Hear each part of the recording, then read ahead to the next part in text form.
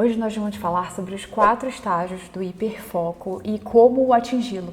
E é meio que uma continuação do vídeo passado, em que nós falamos da metaconsciência, que é perceber quando divagou e voltar a atenção. Então, os 4 estágios do hiperfoco são os seguintes.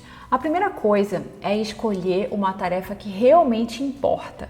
Então, uma que vai dar um benefício grande. Então, sempre a ideia é escolher esse objeto de foco que é realmente importante, que vai fazer diferença, porque isso vai até te ajudar a lá na hora dos seus estudos, você não se distrair, porque você sabe o quanto aquilo é importante. E aí, depois que você define a tarefa, você tem que colocar ela o mais clara possível.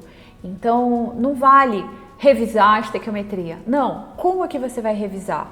Por exemplo, você vai criar um simulado em um aplicativo de questões, de 30 questões do Enem, fáceis, médias ou difíceis, para fazer na sexta-feira de 15 às 17. Isso é intenção clara. Então, sempre coloque intenções claras. E aí ele mostra no livro, cadê o livro?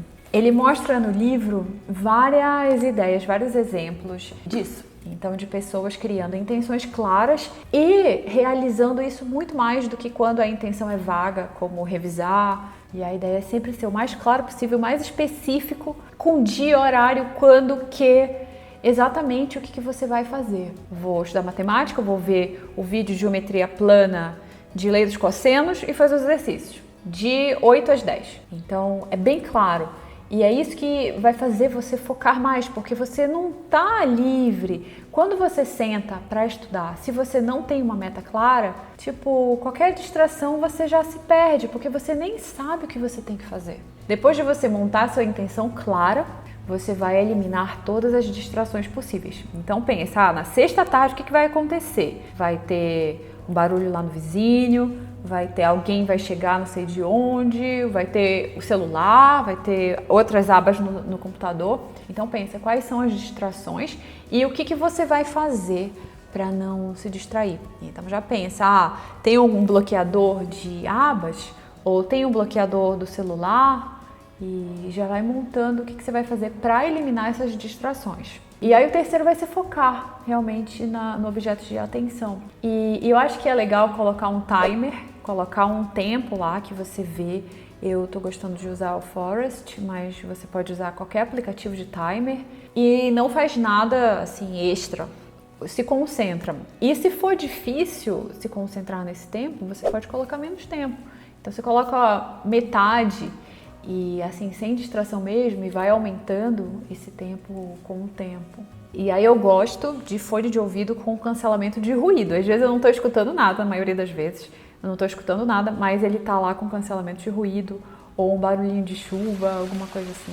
Eu acho assim, tudo de bom. E funciona pra mim. Aí o passo 4 é você atrair de volta seu foco. Então você vai devagar, você vai se preocupar, e aí você tem que voltar. Hoje você vai ruminar alguma coisa que você fez no passado, que todo mundo faz isso, aí você tem que voltar para o foco. Então, esse quarto é sempre voltar. E quanto mais você percebe isso e volta, mais você melhora nessa habilidade. Que é até o que a gente falou sobre a meditação no vídeo passado. E, assim, é uma das habilidades mais importantes na sua vida. Sério. Aprende isso agora no vestibular, que isso fica para sempre, isso fica na faculdade, isso fica no seu trabalho. Essa habilidade de você colocar um foco, você coloca, não, eu vou fazer isso, e aí você vai fazer isso e esquece todo o outro mundo. E quando você se divagar, quando você se distrair, você volta. Eu me distraí, você volta. Sempre. Isso é muito, muito importante. Imagina você, cirurgiã, no meio da cirurgia e você pensa, não dei comida pro cachorro. Aí você pensa. Não, você tem que focar no que você está fazendo. Então é uma atividade para a vida inteira. Essa de você ver quando você se distraiu e voltar, que é o que a gente faz na meditação também, mas assim, já aplica nos estudos. Tenta fazer isso, é muito bom. Uma coisa legal também, às vezes, é que se você colocar o tempo inteiro, assim, por exemplo, 2 horas de foco, às vezes é difícil você ficar 2 horas mesmo focando. Então, às vezes você faz micro intervalos, que podem ser 2 minutos, 5 minutos, ou podem ser, que eu gosto muito, eu faço respirações profundas e olho pela janela, assim. Eu tenho sorte hoje de ter uma árvore pela janela. mas pode ser uma plantinha, pode ser alguma coisa que você tem aí que te relaxa.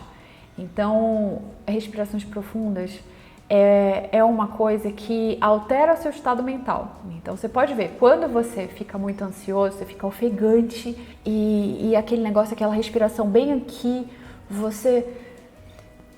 ansioso. Já quando você alonga a sua respiração, então inspira assim 8 segundos, solta em 8 segundos ou mais, né? Se você for desenvolvendo isso, você vai ver que acalma muito, não só acalma, mas você fica focado.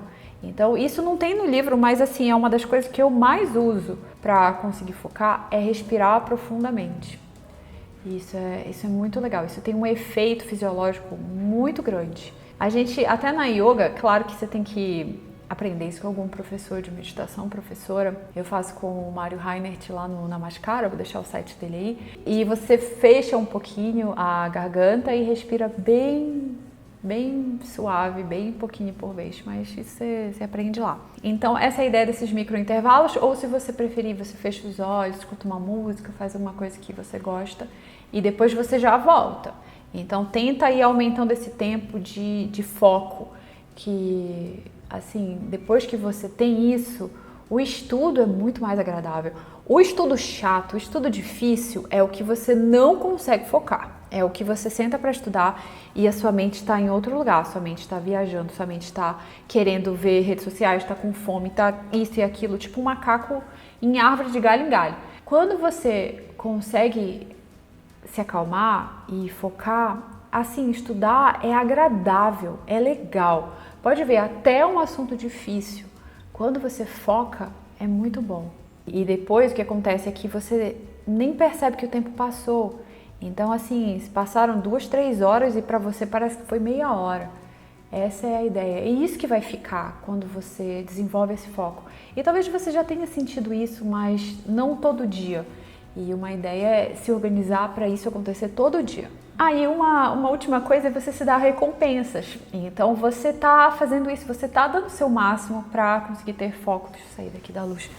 E aí se dá uma recompensa, o que você gosta de fazer, o que seria legal. E pode ser até se distrair o máximo possível, abrir lá o celular e ficar em todas as redes sociais, ou abrir todas as abas, ficar vendo todas as notícias, todos os vídeos.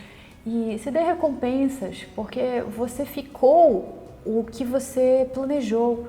Então é muito legal você se recompensar, sabe? Porque também não dá pra gente só ser controle, a gente tem que também deixar a mente livre em alguns momentos. E é isso. Tem até na meditação também, no fim, assim, dependendo de como você aprende, às vezes tem o final, agora deixa sua mente livre para ela fazer o que quiser. E aí, às vezes ela nem quer se distrair, ela quer ficar lá no estado calminho. Mas às vezes ela quer se distrair. Então, é o caso. Às vezes você quer uma recompensa dessa, de um momento de distração, de ficar lá no Instagram sem fazer nada. Então, faça o que você quer para se recompensar. Então, essa é a ideia do vídeo de hoje. Foram 4 estágios para ter esse hiperfoco desse livro do Chris Bailey.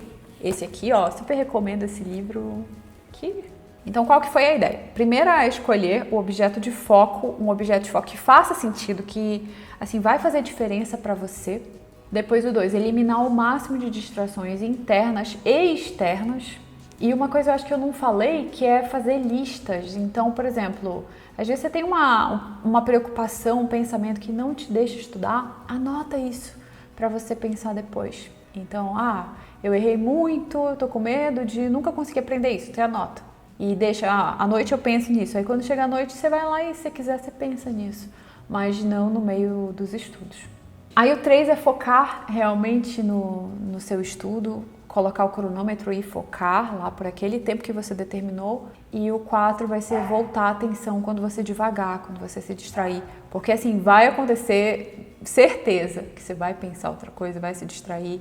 Talvez tenha até alguma emoção atrelada a algum pensamento. Mas aí você volta e vai treinando nessa habilidade de voltar. E assim, perceber e voltar. E isso na hora da prova vai fazer muita diferença. Porque você vai estar assim no meio de uma questão, de um texto longo, de um enunciado, de assim, um cálculo mais complexo. E você vê que você se distraiu e você volta. Você vê que se distraiu, eu me distraí. E você volta exatamente antes de você se distrair, para ver se você errou alguma coisa. E, enfim, eu acho que essa é uma habilidade que vale para a vida inteira e que poucas pessoas têm.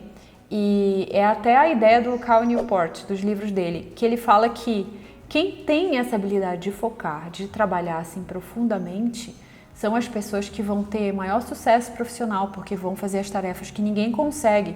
Então é até assim você pensar, 2 horas com hiperfoco valem o quê? Vários dias de trabalho distraído, de estudo que você não consegue parar para focar. Então, essa é a ideia do vídeo de hoje. Eu espero que você tenha gostado. Me conta nos comentários o que você achou. Aproveita e compartilha com um amigo, com uma amiga que possa gostar disso, de focar. E bons estudos para você. Tchau!